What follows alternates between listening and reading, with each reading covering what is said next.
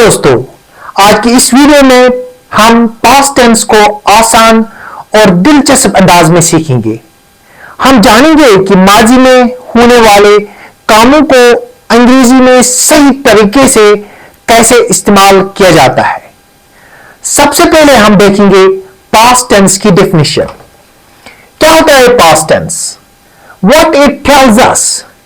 It tells us that something is finished or completed in the past, or it symbolizes the ever-moving non-stop wheel of time, which is forever busy, and it is gathering moments of future and throwing them into the dustbin of past.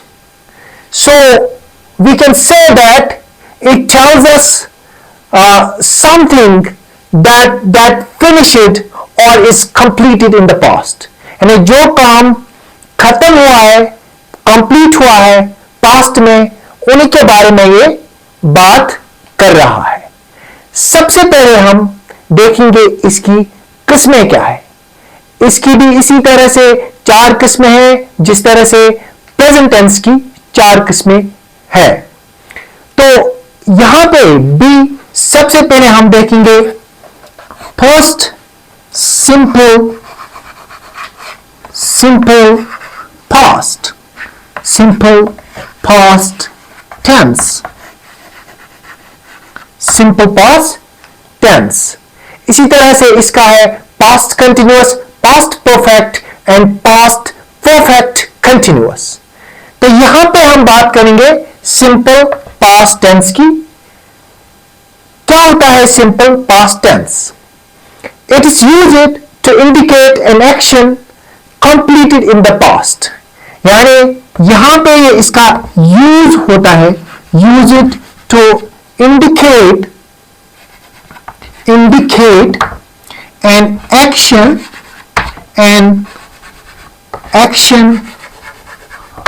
use it to indicate an action completed in the past, completed in the past। तो आपने ये याद रखा कि ये इस्तेमाल होता है to indicate an action that is completed in the past, यानी पास्ट में जो काम कंप्लीट हुआ हो। It often occurs with adverb of time। ये याद रखना कि ये often occur करता है किसके साथ? adverb of time, adverb of time, adverb of time। But it is not necessary that it is always used with the adverb of time। ये necessary नहीं है कि ये हर वक्त adverb of time के साथ ही होगा। Sometimes it's used without an adverb of time। यानी sometimes या sometimes आप लिख सकते हैं without an adverb of time, adverb of time। तो ये आप ज़हन में रखेंगे कि often ये adverb of time के साथ होता है, लेकिन कभी कभार ये without adverb of time भी होता है। और ये बात भी आप जहन में रखेंगे। It's also used for past habits. यहां पे याद रखना कि it is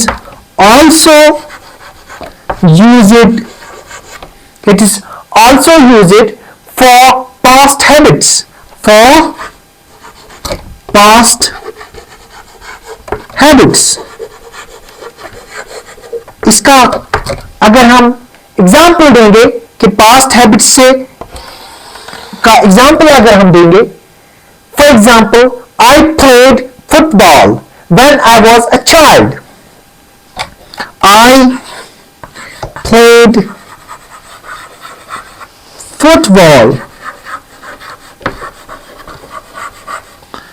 football when I was a child। It's a past habit। तो ये यहां पे क्या है? past habit है। और she wrote a letter और she wrote a letter, ये भी क्या है? पास्ट है, ये भी क्या है? पास्ट है। तो पहला वाला जुमला क्या है? ये हैबिट हमें पास्ट हैबिट बताता है। तो यहां पे ये जो है इट इज सिंपल पास्ट। तो इस तरह से हमने इसकी डेफिनेशन को अंडरस्टैंड किया। अब हम देखेंगे कि इसकी फॉर्मूला क्या है। अगर हमें असर्टिव सेंटेंस होगा तो उसके लिए हमें क्या फॉर्मूला है। तो इसको मैं सबसे पहले रब करता हूं और मुझे पूरी उम्मीद है कि आप लोगों को इसकी डेफिनेशन समझ में आई होगी।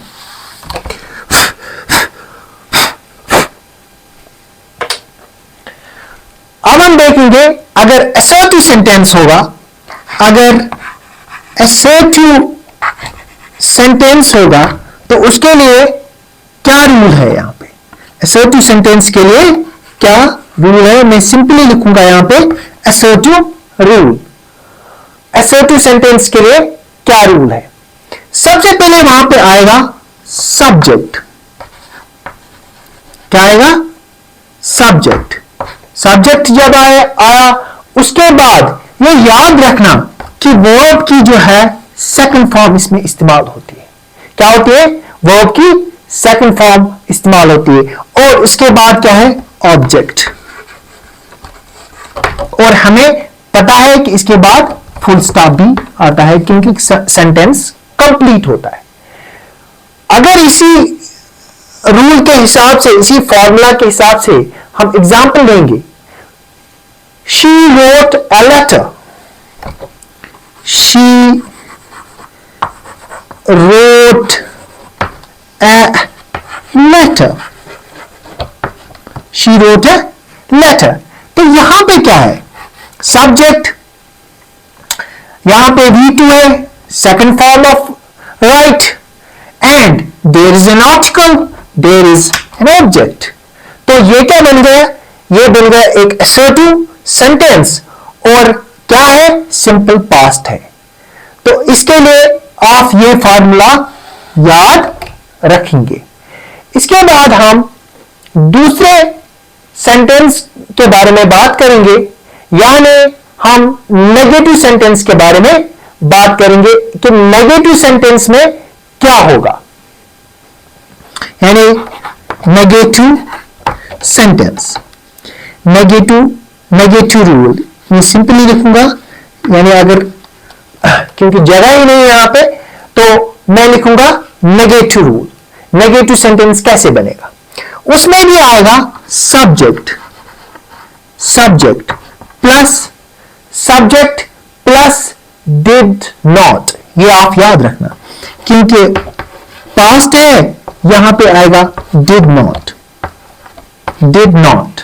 Subject plus did not plus V1 plus object plus V1 plus object, और उसके बाद हमें पता है कि फुल स्टॉप आता है। यहां पे आपने ये याद रखा कि इसका जो नेगेटिव सेंटेंस बन गया उसमें डिड आ गया। क्या आ गया? डिड आ गया। और डिड जब आ गया तो आपको क्या करना है? V1 लगाना है, नॉट V2। याद रखना है V2 नहीं लगेगा क्योंकि यहां पे डिड है। कभी इस पे भी वीडियो बनाएंगे, लेकिन आप यहां पे सिंपली याद रखना कि जब आपने नेगेटिव सेंटेंस बनाया और उसमें आपने क्या लगाया? डिड लगाया। जब डिड लगाया तो वहां पे V1 आएगा, ना कि V2 आएगा। तो यहां पे हम इसी फॉर्मूला से एक सेंटेंस को कंस्ट्रक्ट करेंगे। For example, she did not write a letter. इसी सेंटेंस को she did not write a letter, she did not write a letter. तो आपने यहां पे देखा डिड है तो मैंने क्या लिखा? राइट। तो ये क्या बन गया? ये नेगेटिव सेंटेंस है। तो इसके बाद हम देखेंगे इंट्रोगेटिव रूल क्या कहता है, या इंट्रोगेटिव सेंटेंस में सिंपल पास्ट की फॉर्मूला क्या है। इसको मैं रैप करता हूं, उसके बाद हम लिखेंगे।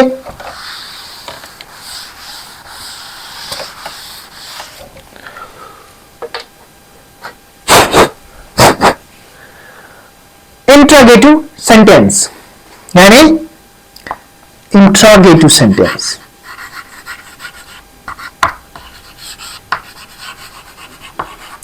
इंट्रोगेटिव रूल क्या कहता है। इंट्रोगेटिव रूल क्या होते हैं, इसकी फॉर्मूला सबसे पहले हमें डिड आएगा। क्या आएगा? डिड। उसके बाद याद रखना, डिड के बाद सब्जेक्ट, डिड के बाद सब्जेक्ट, और जब सब्जेक्ट आ गया, मैंने आपको कहा कि डिड है तो क्या आएगा, याद रखो V1 आएगा, V1 plus object, plus object. तो ये क्या है, इंट्रोगेटिव है, तो प्लस क्या आएगा, नोट ऑफ इंट्रोगेशन। ये याद रखना। और अब हम इसी फॉर्मूला के तहत एक सेंटेंस को कंस्ट्रक्ट करेंगे।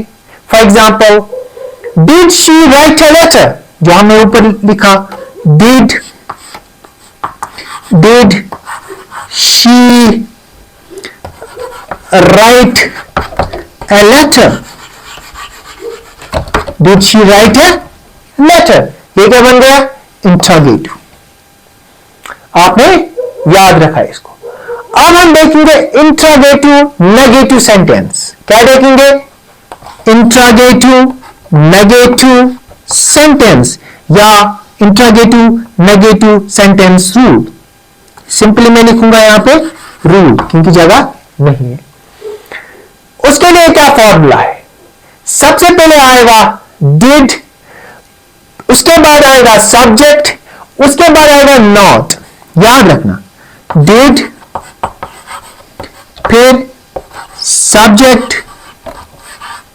फिर नॉट। याद रखना सब्जेक्ट के बाद नॉट, क्योंकि नेगेटिव है। फिर यहां पे डिड ऑलरेडी है, तो क्या आएगा, V1, V1 के बाद क्या आएगा, ऑब्जेक्ट। क्या आएगा, ऑब्जेक्ट, नोट ऑफ इंट्रोगेशन। अब एग्जाम्पल देंगे। For example, did she not write a letter, did she not write a letter, did she not right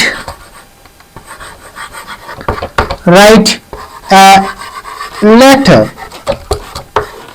तो इस तरह से ये कंप्लीट सेंटेंस बन गया।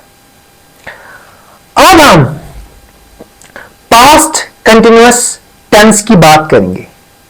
इसको मैं रैप करता हूं, उसके बाद हम पास्ट कंटिन्यूअस टेंस की बात। अब हम देखेंगे पास्ट कंटिन्यूअस टेंस, यानी past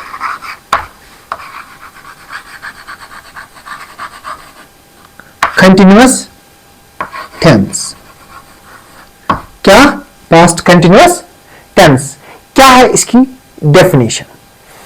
it's used to denote an action going on at some time in the past. यानी use it to denote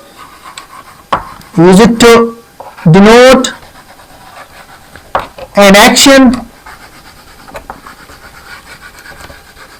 use it to denote an action going on at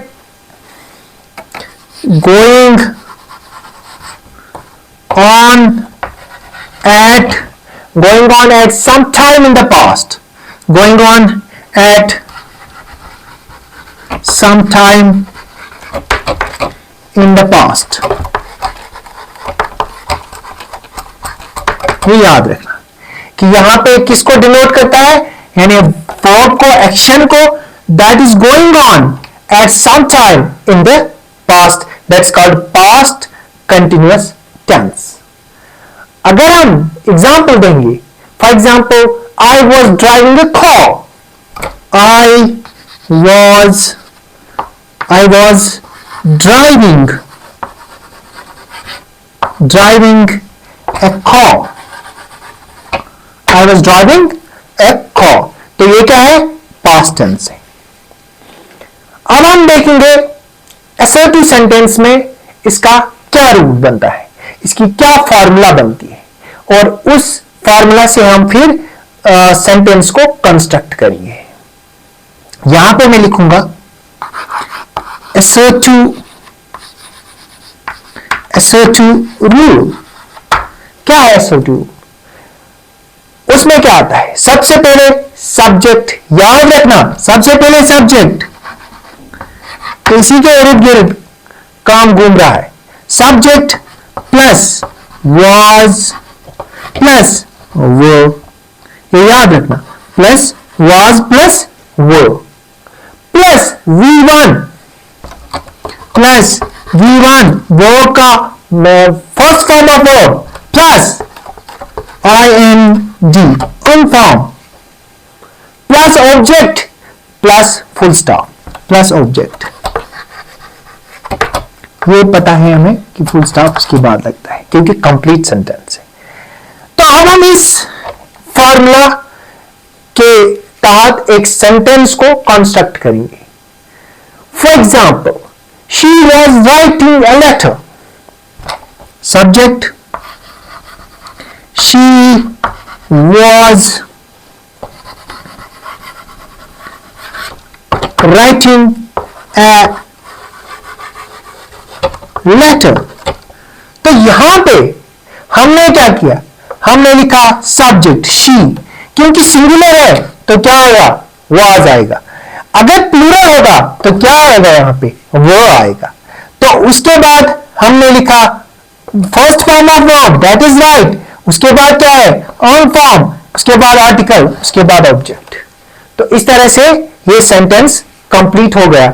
this is the rule for an assertive sentence. This is a formula for an assertive sentence.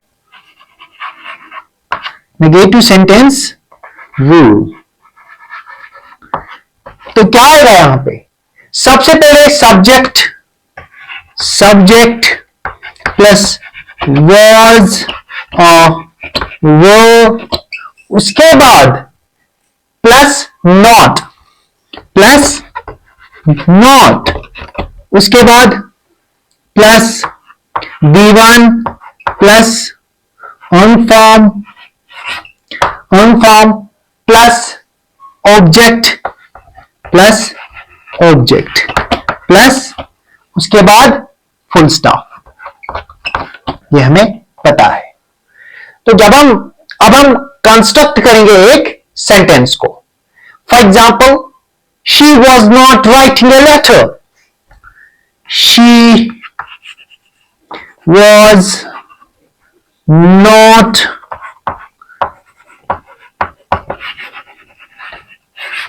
writing a letter.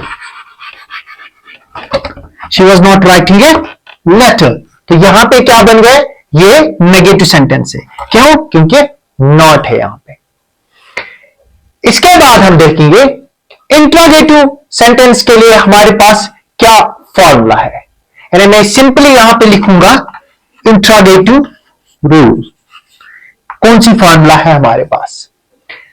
इसमें सबसे पहले आपको helping verb लाना है, यानी यहां पे जो वाज और वो है यही आएगा।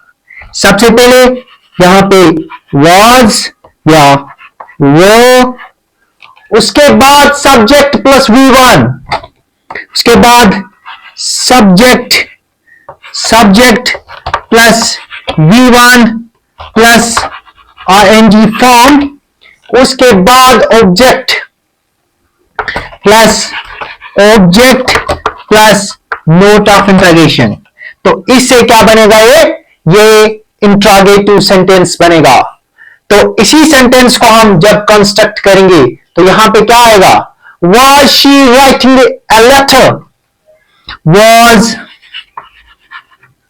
she writing a letter? तो इसके बाद क्या आएगा? Note of interrogation. तो जब भी आप इंट्रोगेटिव सेंटेंस शुरू करेंगे तो वहां पे क्या होगा, वहां पे सबसे पहले हेल्पिंग वर्ब आएगा और एंड में आपको नोट ऑफ इंट्रोगेशन आएगा। और अगर हमें अब इंट्रोगेटिव नेगेटिव सेंटेंस होगा तो उसके लिए क्या रूल है, यानी इंट्रोगेटिव नेगेटिव रूल सिंपली मैं यहां पे लिखूंगा। उसके लिए क्या है, उसके लिए भी यही फॉर्मूला है, वाज ऑफ वो, उसके बाद वाज और वो के बाद प्लस सब्जेक्ट, सब्जेक्ट के बाद आपको याद रखना है इसके बाद नॉट आएगा, इसके बाद नॉट आएगा क्योंकि नेगेटिव है, प्लस उसके बाद V1 plus ING form plus object plus V1 plus on form plus object plus note of interrogation. तो आप इस सेंटेंस को कंस्ट्रक्ट करें। कैसे आएगा सेंटेंस, यहां पे was she not writing a letter, was she not writing a letter, was she not writing a letter। अब देखिए यहां पे क्या आ गया, was आ गया क्योंकि सिंगुलर है, उसके बाद सब्जेक्ट, उसके बाद नॉट आ गया, यहां पे V1 राइट है, यहां पे इन फॉर्म आ गए, फिर ऑब्जेक्ट और उसके बाद नोट ऑफ इंट्रोगेशन। तो इस तरह से आपने यहां पे ये सीखा। तो इसके बाद हम जाएंगे पास्ट परफेक्ट टेंस पे। आप इसको स्क्रीनशॉट लीजिए, इसको मैं रब करता हूं, इसको मैं रब करूंगा यहां से। होप आपने स्क्रीनशॉट लिया होगा।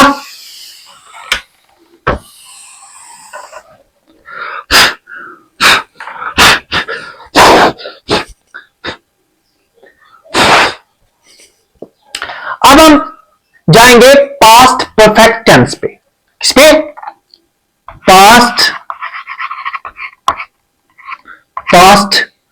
परफेक्ट टेंस पे। किस पे, पास्ट परफेक्ट टेंस पे। सबसे पहले हम देखेंगे कहां पे इसका इस्तेमाल होता है। It's used to describe an action completed before a certain moment in the past, usually a long time ago। यानी कहां पे इस्तेमाल होता है, to describe an action completed before a certain moment in the past। यानी यहां पे मैं लिखूंगा use it to describe an action, use it to describe an action completed before a certain moment of time, completed before a certain moment in the past, completed before a certain moment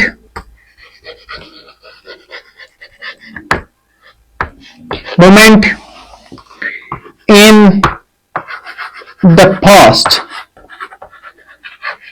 in the past usually, याद रखना, usually a long time ago, usually a long time ago।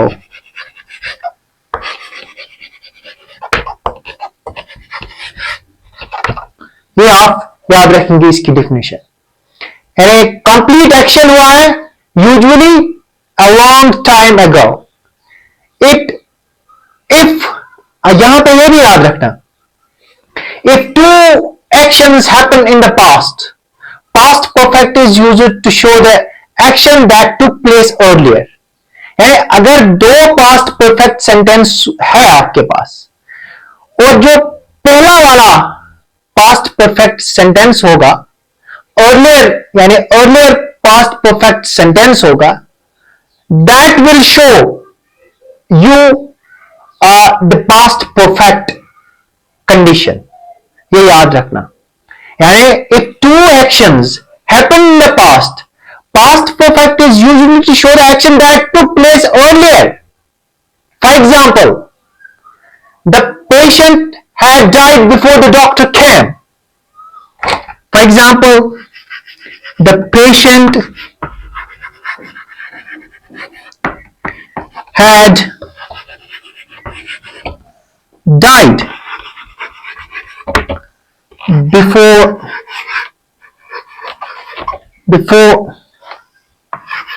the doctor came.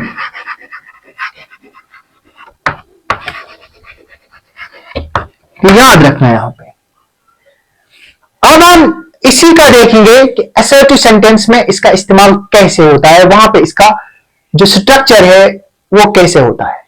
यानी assertive sentence में हम देखेंगे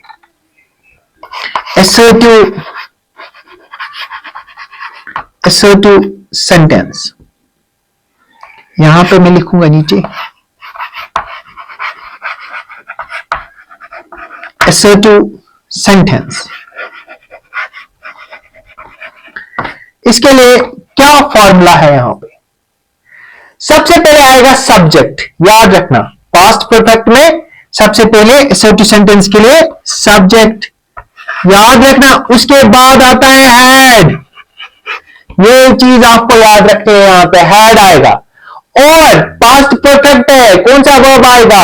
V3 plus V3 plus V3 plus object plus full stop. ये हमें पता ही, ऑब्जेक्ट प्लस फुल स्टॉप। करिए कंस्ट्रक्ट यहां पे sentence. She had written a letter. यहां पे सेंटेंस बनाए, सब्जेक्ट है शी है हमें, इसके बाद क्या आएगा? हैड। इसके बाद क्या आएगा? V3। राइट का V3 है रिटन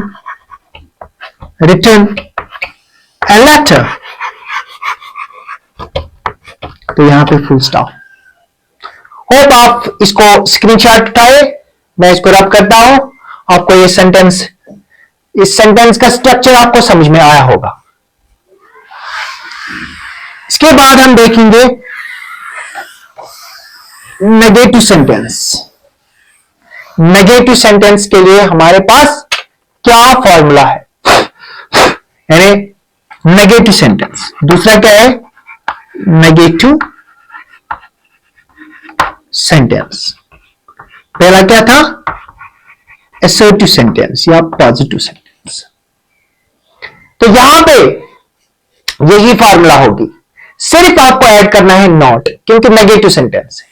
देखिए यहां पे सब्जेक्ट लिखा आपने, सब्जेक्ट प्लस सब्जेक्ट के बाद याद रखना हेड आता है, प्लस हेड के बाद नॉट आएगा, नॉट प्लस इसके बाद V3 प्लस ऑब्जेक्ट। याद रखना प्लीज यार, V3 प्लस ऑब्जेक्ट हमें पता है, उसके बाद फुल स्टॉप आता है।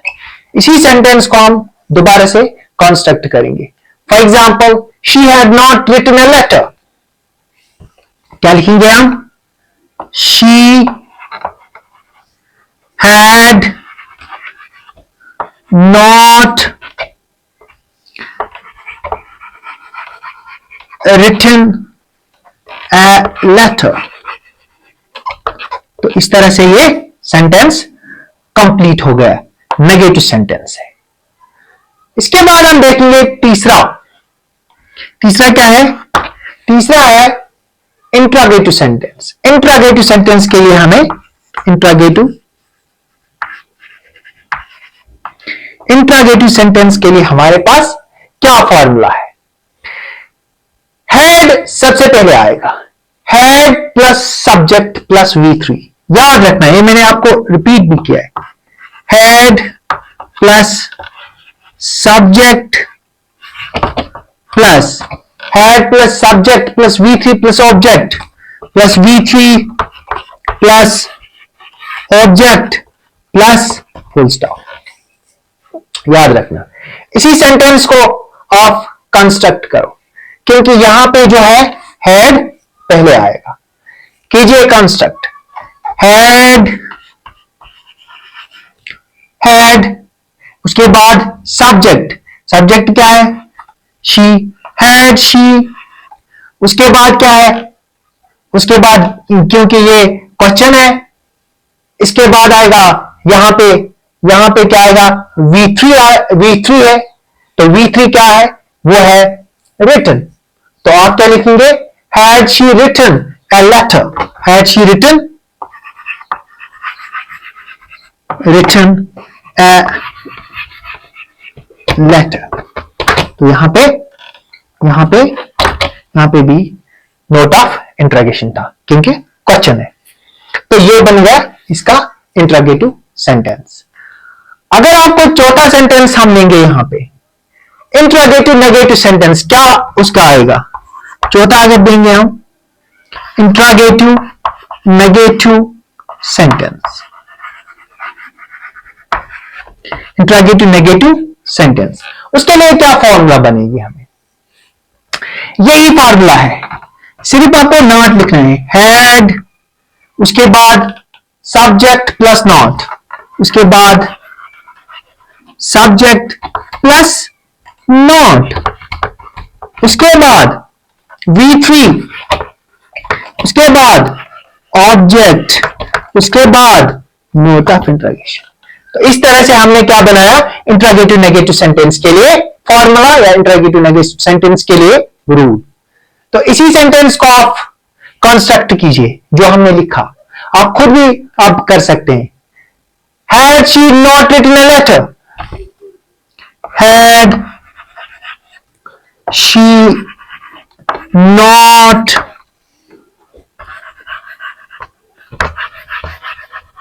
written a letter,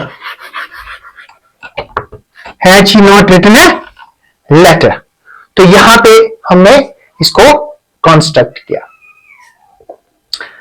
अब हम देखेंगे past perfect continuous tense. Hope आप लोग इसको स्क्रीनशॉट उठाएंगे, उसके बाद हम देखेंगे past perfect continuous.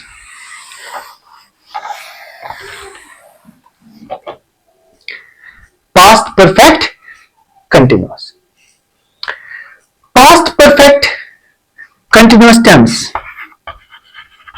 past perfect continuous, past perfect continuous tense कहां पे इस्तेमाल होता है, it's used to denote an action that began before a certain point in the past and continued up to some time in past। Past में काम शुरू हो रहा है, continued, that action is continued in the past up to some time in the past। मैंने आपसे क्या कहा, मैंने कहा कि it is used to denote an action that began before a certain point in the past। काम शुरू हुआ है पास्ट में and continued up to some time in the past, और काम कंटिन्यू रहा पास्ट में ही। तो ये आपको जहन में रखना है। क्या देखेंगे, इसकी डेफिनेशन क्या लिखेंगे, कहां पे इस्तेमाल होता है, it's used to denote an action that began before a certain time। It's used to denote an action, it's used to denote an action that began before a certain time, that began before a certain time, before a certain time in the past and continued up to some time in the past and continued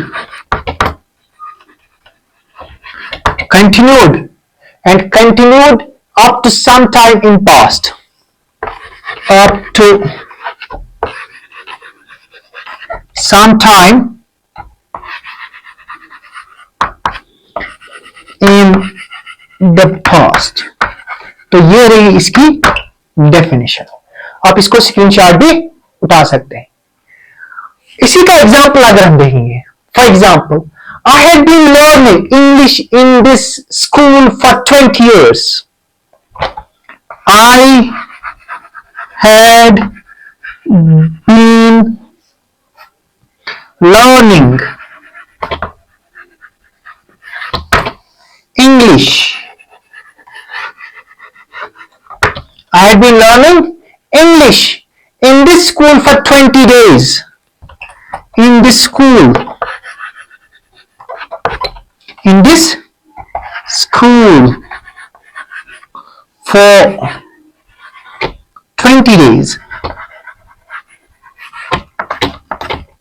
20 days। तो इस तरह से हमने इसका example देखा। I had been learning English in this school for 20 days। That यहां पे जो काम है वो शुरू हुआ है in the past and that जो काम है वो certain point तक कंटिन्यू रहा, उसके बाद वो खत्म हो गया।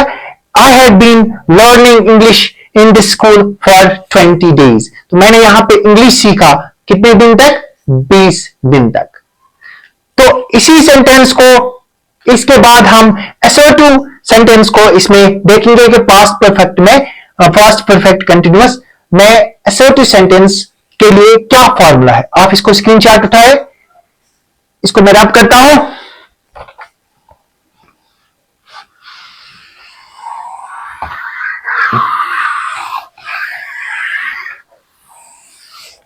अब हम assertive सेंटेंस के लिए रूल देखेंगे कि assertive सेंटेंस के लिए क्या रूल है इस पास्ट परफेक्ट कंटिन्यूअस टेंस में। यानी assertive सेंटेंस, सबसे पहले assertive सेंटेंस, assertive सेंटेंस या assertive रूल क्या है? इसके लिए formula subject plus had been. याद रखना, subject plus had been, subject plus had been plus V1 plus ING plus V1, क्योंकि कंटिन्यूअस है, V1 plus ING plus object plus plus object. तो उसके बाद फुल स्टॉप है। सेंटेंस को construct कीजिए। She had been writing a letter. कौन सा सेंटेंस है ये? She had been writing, she had been writing a letter.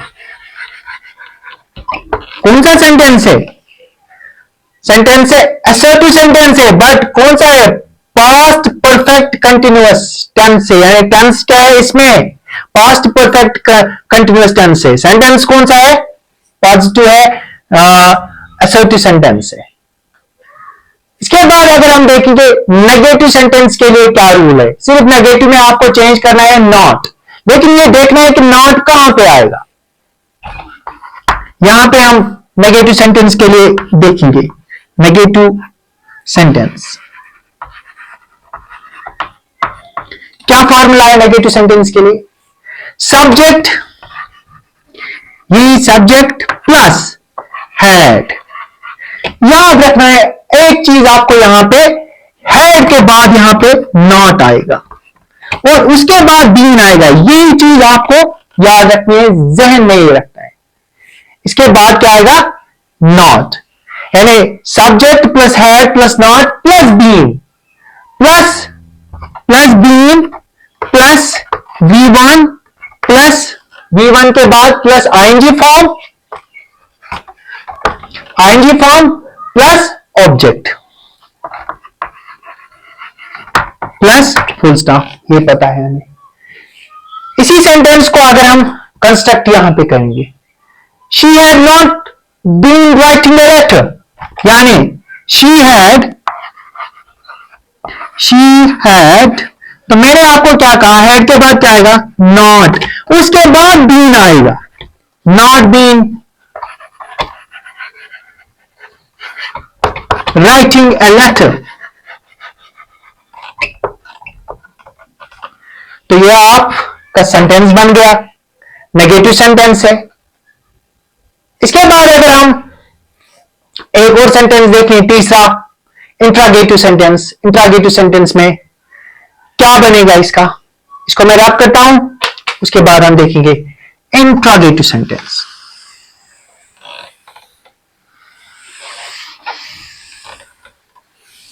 इसी का इंट्रागेटिव सेंटेंस। तीसरा क्या है हमारे पास, इंट्रागेटिव सेंटेंस है। तीसरा है इंट्रागेटिव सेंटेंस। इंट्रागेटिव सेंटेंस क्या है, उसके लिए हमारे पास फॉर्मूला इंट्रागेटिव सेंटेंस के लिए। सबसे पहले हमें देखना है had, had plus subject, plus subject, plus आएगा बीइंग, प्लस आएगा V1, प्लस आएगा ING, plus V1 plus ING plus object plus full stop. ये पता ही है। सेंटेंस को कंस्ट्रक्ट कीजिए। Had she been writing a letter, had she been writing a letter, तो यहां पे भी फुल स्टॉप के बजाय यहां पे नोट ऑफ इंट्रोगेशन आएगा, क्योंकि इंट्रोगेटिव सेंटेंस है। तो क्या देखा आपने, हैड, फिर सब्जेक्ट, फिर बीन, फिर V1 और उसके बाद ING फॉर्म, फिर उसके बाद ऑब्जेक्ट, यहां पे आर्टिकल, उसके बाद ऑब्जेक्ट। तो ये कंस्ट्रक्ट हो गया सेंटेंस। अगर हमें ये इंट्रोगेटिव सेंटेंस होगा, यानी इंट्रोगेटिव नेगेटिव सेंटेंस होगा, तो क्या इसके लिए फॉर्मूला होगी, तो एक ही चीज आपको चेंज करनी है, यहां पे नॉट लिखना है, यानी सब्जेक्ट, यानी जो आपका हैड प्लस सब्जेक्ट, ठीक है, उसके बाद सब्जेक्ट के बाद आपको नॉट लिखना है और उसके बाद बीन आएगा, नॉट प्लस बीन। ये प्लीज आप याद रखें, यही गड़बड़ हो जाती है यहां पे। फिर V1 प्लस उसके बाद ING फॉर्म, उसके बाद ऑब्जेक्ट, फिर नोट ऑफ इंट्रोगेशन। तो यही चीज आपको याद रखनी है। आप इस सेंटेंस को आप कंस्ट्रक्ट कीजिए। Had she not been writing a letter, had she not been writing a letter, देखिए यहां पे had she not been writing a letter, कौन सा सेंटेंस है, इंट्रोगेटिव सेंटेंस है, इंट्रोगेटिव नेगेटिव सेंटेंस है, क्योंकि नॉट है यहां पे। अब किस में आता है, पास्ट परफेक्ट कंटिन्यूअस टेंस, यानी टेंस क्या है इसका, तो टेंस है इसका पास्ट परफेक्ट, तो सेंटेंस कौन सा है, इंट्रोगेटिव नेगेटिव सेंटेंस। तो इस तरह से हमने ये कंप्लीट